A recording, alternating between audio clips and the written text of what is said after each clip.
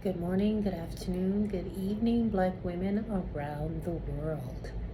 Welcome to my channel. My name is Tonya and I am the Self-Care Maven, helping Black women everywhere prioritize and center their health and wellness via decolonized self-care. And yes, I've got a lot of thoughts for today, and it's just more along the lines of making choices that elevate you, that center you, and doing more work, doing more internalized, decolonized self-care work. We're in just a few weeks, we'll be done with 2025, and 2025 has been it's been a thing, and we've gone through a lot as Black women as we reflect on the whole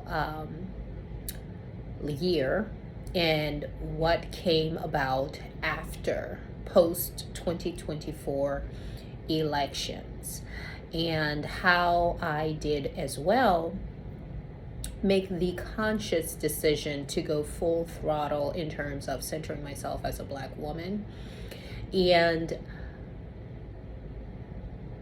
collaborating and just getting more in community with the 92%.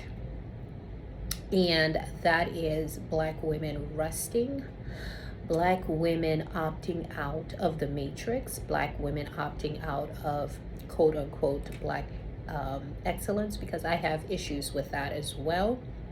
When you consider the historical connections that are linked to Black excellence as a reaction and survival tactic in the wake of white supremacy, segregation, and so on and so forth. We're not going to go too far into the weeds on that.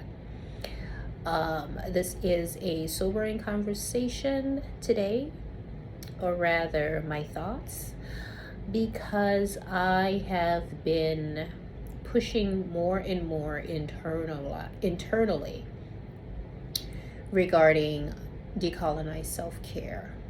And what I want to emphasize when it comes to decolonized self-care is specifically for Black women and women who identify as having no ties and no heritage in white supremacy.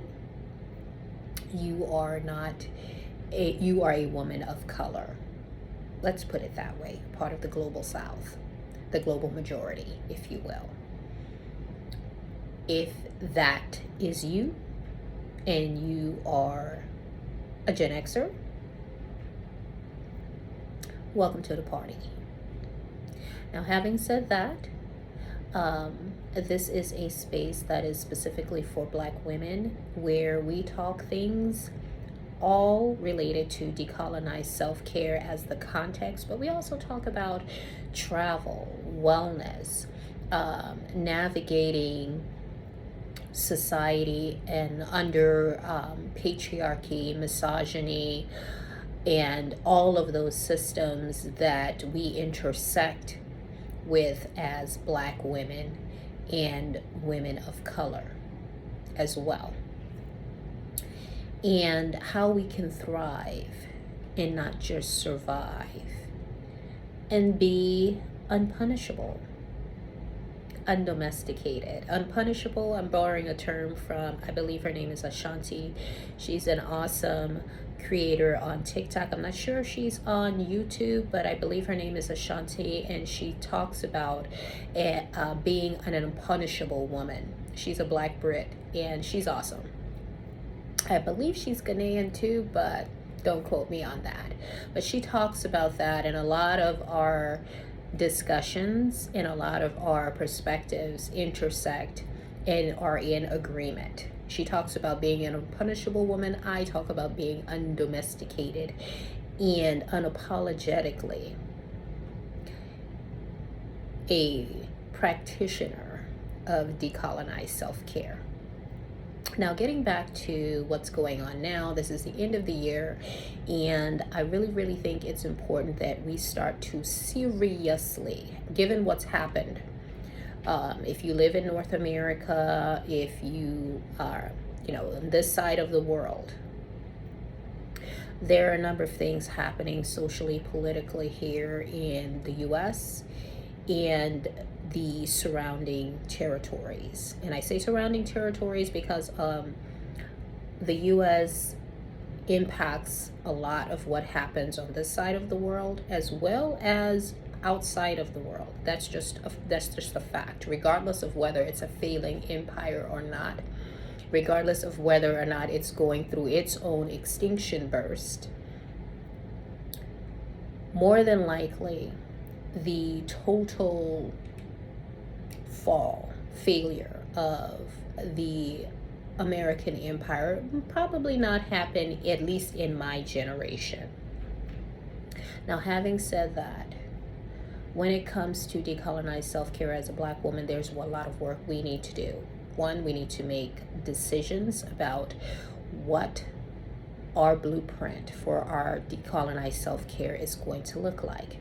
Because remember, when it comes to self-care as a Black woman, I talk specifically about self-care from a perspective of self-defense, environment, mental, spiritual, and emotional.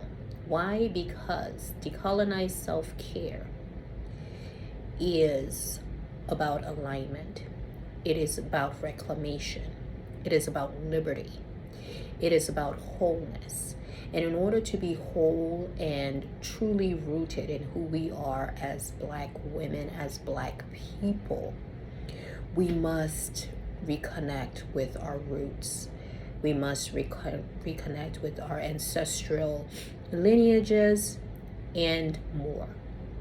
I talk more in depth about this on a one-on-one basis with clients because we as a Black people, as a collective of Black women, historically our spaces have been under attack by those who do not look like us.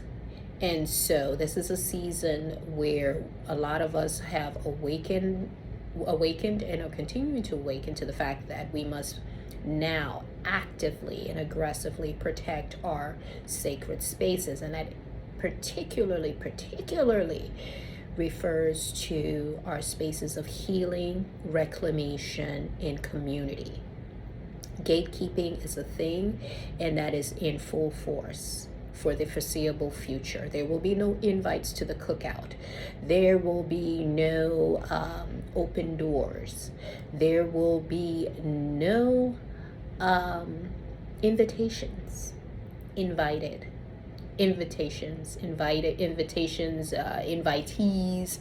to our spaces, particularly this type of space. And so having said that, I am very selective in what I discuss openly on an open platform. I do have sacred spaces and community spaces for Black women in particularly, but you will have to sign up and click links and so on and so forth to join my community and to have one-on-one conversations, particularly self-care intensives that are built around establishing and creating a decolonized self-care blueprint for you specifically, because we as Black women, we are not a monolith either.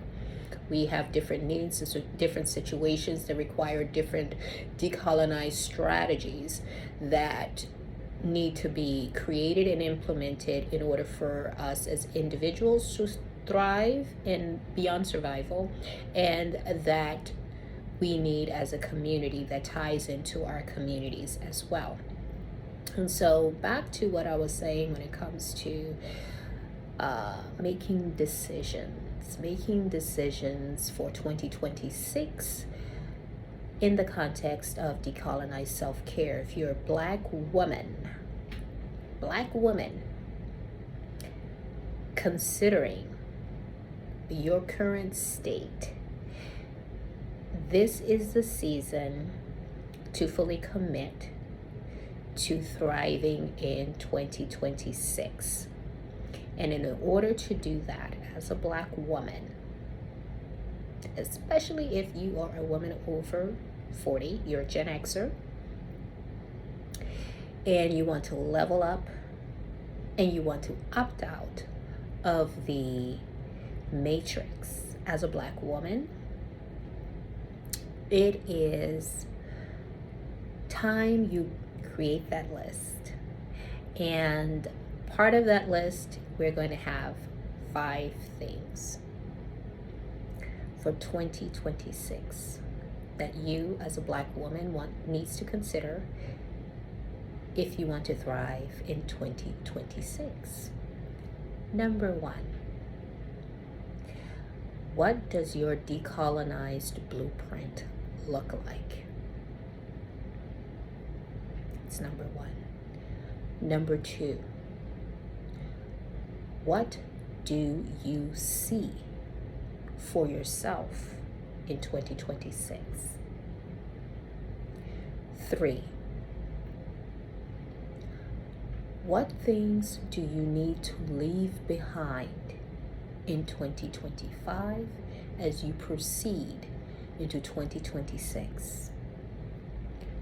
4, do you have a plan for 2026? And 5, are you ready to decenter patriarchy, white supremacy, and misogyny? Yes.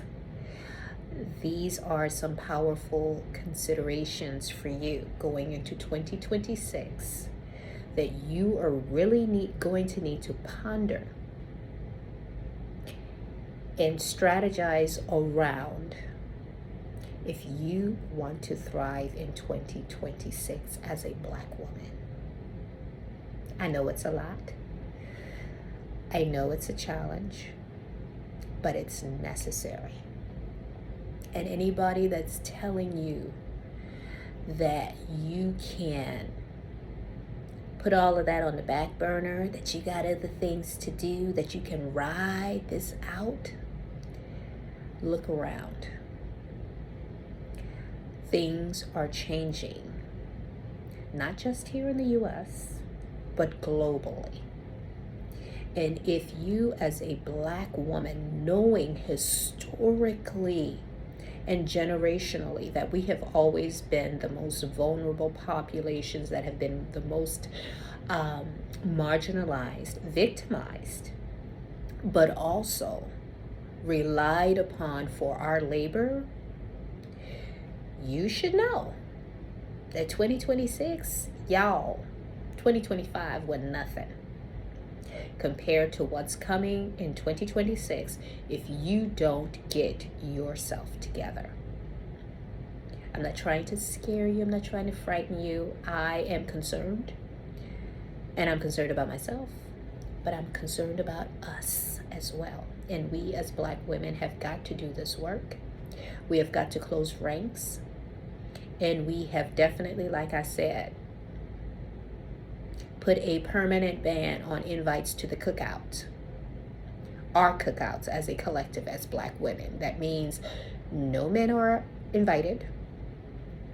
And that definitely means no one outside of the Black woman community is allowed into our sacred and healing spaces.